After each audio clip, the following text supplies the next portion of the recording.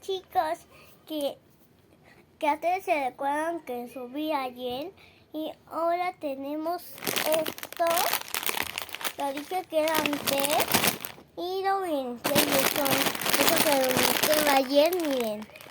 Esto y esto pasó unas cositas que ya van a saber que son mis limones. Y utilizamos un plato de vidrio.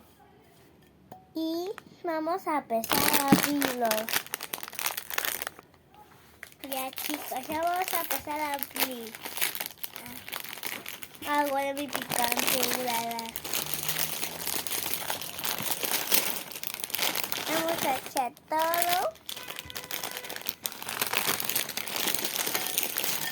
Oh, miren cómo son.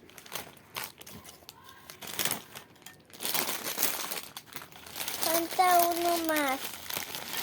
Tiene que ser todito.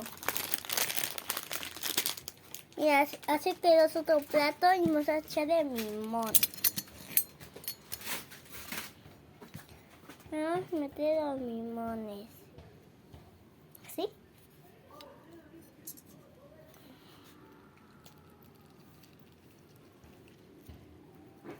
Miren. Miren, así.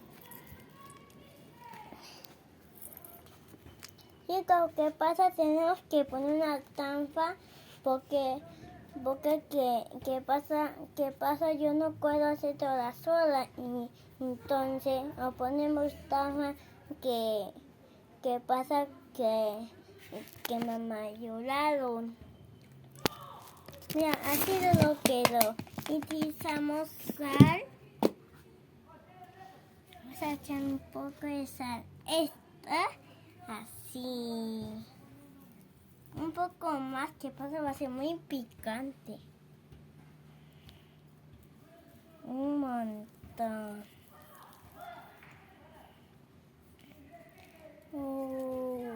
Va a ser muy...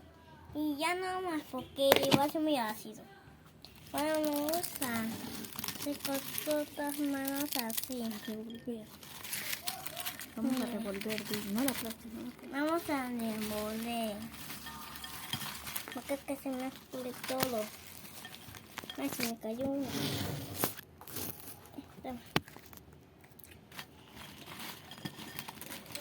¿Listo? Miren, así lo quedó. ¡Qué deliciosa! Ahora vamos a pelarlo.